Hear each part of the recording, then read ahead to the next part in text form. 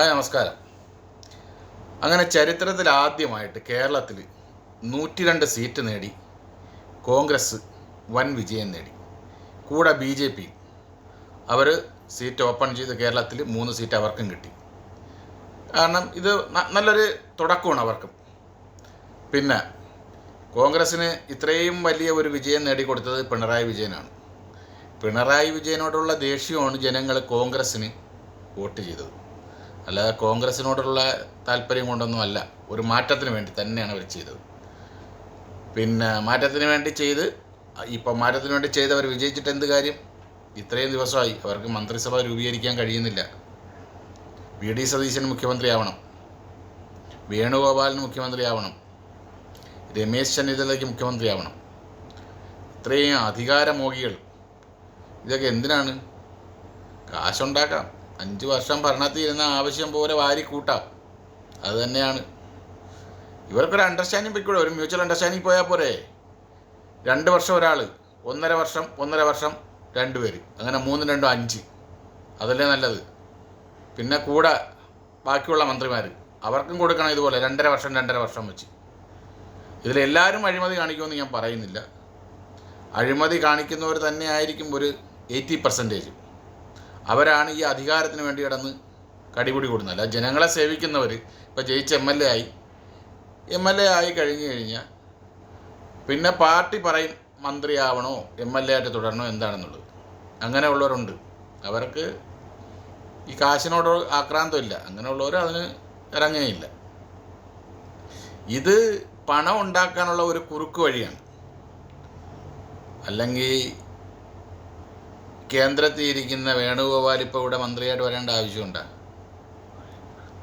പിന്നെ ഈ VD സതീശനും രമേശ് ചെന്നിത്തല യഥാർത്ഥത്തിൽ അർഹനാണ്. കാരണം അയാളാണ് സീനിയർ. VD സതീശനെ നമ്മൾ കൊച്ചായിട്ട് കാണുന്നില്ല. പക്ഷേ എന്തായാലും ഇതൊരു വലിയ അടിയിലേ തീരുള്ളൂ. വലിയ അടിയിൽ തീരുകയും ചെയ്യും. നാട്ടിന് ഒരു ഉപകാരവും ഉണ്ടാവില്ല. നാടിനും ജനങ്ങൾക്കും ഇവരെ കൊണ്ട് ഒരു ഉപകാരവും ഉണ്ടാവില്ല. മെയ് 15 തൊട്ട് KSRT ബസ്സിൽ സ്ത്രീകൾക്ക് ഫ്രീ യാത്രയാണെന്നാണ് പറയുന്നത്. പിന്നെ 3000 രൂപ പെൻഷൻ, കോളേജിൽ പഠിക്കുന്ന കുട്ടിയൊക്കെ എല്ലാ മാസവും 1000 രൂപ വെച്ച് കൊടുക്കുന്നുണ്ട്. പിന്നെ ഗ്യാസ്, പിന്നെ വേറെ എന്തൊക്കെയോ പറഞ്ഞിട്ടുണ്ട് അവർ. ഇതൊക്കെ നടപ്പിലാവുന്ന ഇങ്ങനെ പോയവർ എവിടെ നടപ്പിലാക്കാൻ? ഇവർ പണം ഉണ്ടാക്കുമോ ജനങ്ങൾക്ക് കൊടുക്കുമോ? എപ്പോഴും അവരെ കീശ വീർപ്പിക്കാൻ നോക്കുകയുള്ളൂ. അല്ലാണ്ട് ഒരു ഉപയോഗവും നാടിനുണ്ടാവില്ല. ഇതിൻ്റെ പേരിൽ ഇപ്പോൾ ആരും എന്നെ തെറി വിളിക്കണ്ട. ഞാൻ പറയുന്ന കാര്യം സത്യമായ കാര്യമാണ്. ഇതിൻ്റെ പേരിൽ ഇനിയിപ്പോൾ ഇങ്ങോട്ട് വന്നിട്ട് എൻ്റെ തന്തയ്ക്ക് നിളകി വിളിക്കേണ്ട ഒരാവശ്യമില്ല. ആരും സത്യമാണ് ഈ പറയുന്നത്. ഈ കോൺഗ്രസ്സിന് വോട്ട് ചെയ്ത് വിജയിപ്പിച്ച കേരളത്തിലെ പ്രബുദ്ധ മലയാളികളെപ്പോലൊരു മണ്ടന്മാർ, അല്ലെങ്കിൽ ഒരു അവസരത്തിന് വേണ്ടിയിട്ട് അവർ ഒരു അവസരം BJPക്ക് കൊടുക്കണമായിരുന്നു.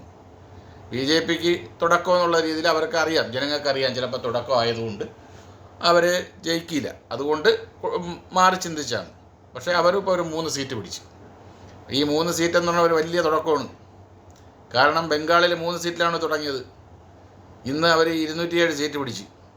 അതും ഒറ്റക്കക്ഷി, 3-1, ഏറ്റവും വലിയ ഒറ്റക്കക്ഷിയാണ്. അതവിടെ നിൽക്കട്ടെ. ഇപ്പം എന്തായാലും കേരളത്തിൽ ഇത് എന്തായിരിക്കും ഇനി അവസാനം? ഇനിയിപ്പോൾ വരുന്നത് എനിക്ക് തോന്നുന്നത് കേന്ദ്രത്തിൽ നിന്ന് രാഹുൽ ഗാന്ധി പറഞ്ഞാണ് ഒരു സ്ത്രീ ആയിരിക്കും മുഖ്യമന്ത്രി കേരളത്തിൻ്റെ എന്ന് പറഞ്ഞത്. ഇനി പ്രിയങ്ക ഗാന്ധി ഉദ്ദേശിച്ചാണ് എന്നുള്ളത് അറിയാൻ പറ്റില്ല. മിക്കവാറും മണ്ണും ചാരി ചെയ്യുന്ന പെണ്ണും കൊണ്ടുപോയാണ് കാവുന്നത്. പക്ഷെ എന്താ ചെയ്യുക? എൻ്റെ പൊന്ന മലയാളികളെ, നിങ്ങൾ ഈ കോൺഗ്രസ് കമ്മ്യൂണിസ്റ്റ് എന്നുള്ള ഇത് വിട്ടിട്ട് നാടിന് വേണ്ടിയിട്ട് ചിന്തിക്കും. സ്വന്തം മക്കളെ ഭാവിക്ക് വേണ്ടിയിട്ടെങ്കിലും ഇനിയെങ്കിലും ചിന്തിക്കും. ഈ അടിമകളായിട്ടിരിക്കാതെ ഒരു മാറ്റത്തിന് വേണ്ടി ചിന്തിക്കുക. എന്ത് കാര്യത്തിനാണ് നമ്മൾ ഈ വോട്ട് കൊണ്ടെന്ന് വെറുതെ ഇങ്ങനെ വേസ്റ്റാക്കി കളയുന്നത്? നമ്മൾ ചിന്തിച്ച് വോട്ട് ചെയ്യണം. പണ്ടത്തെ കാലമല്ല. ഇപ്പോൾ എല്ലാവരും പണം ഉണ്ടാക്കുക എന്നുള്ള ഒരൊറ്റ ലക്ഷ്യം മാത്രമേ ഉള്ളൂ. നമ്മളെ മക്കളെല്ലാവരും നാട്ടിലൊരു അവസരമില്ല, ഇനി പുറത്ത് പോകുന്നുണ്ട്.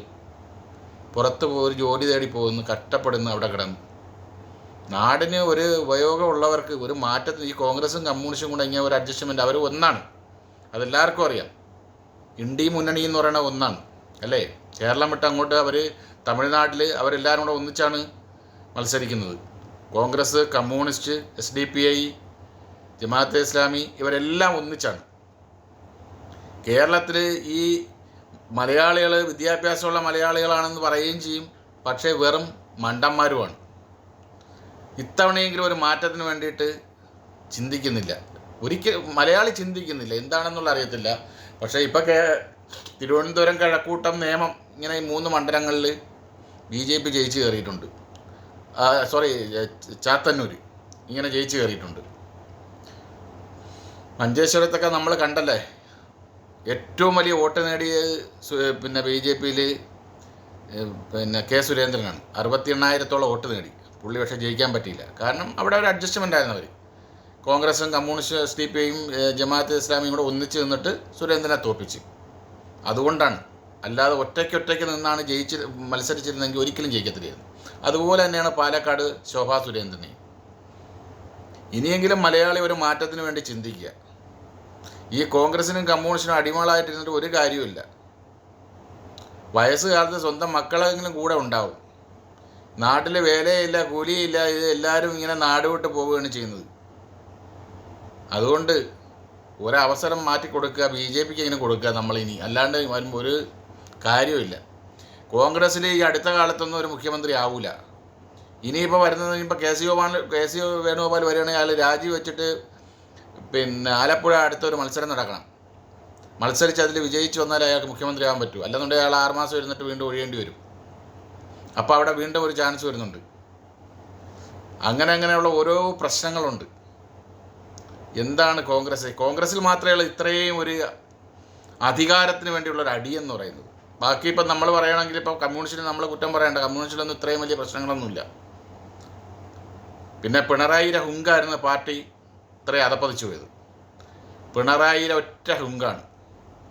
വോട്ട് ചെയ്ത ജനങ്ങൾ മണ്ടന്മാരായി.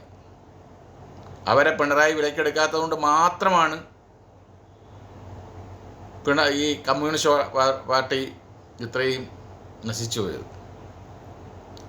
ഇനിയെങ്കിലും ഒന്ന് മാറി ചിന്തിക്കുക. കോൺഗ്രസും കമ്മ്യൂണിസ്റ്റും ഒന്നാണ്, അവിടെ നിൽക്കട്ടെ. അടുത്ത ഇലക്ഷനെങ്കിലും, വരുന്ന ഏത് ഇലക്ഷനായാലും ഇനിയെങ്കിലും നമ്മൾ മാറി ചിന്തിക്കുക.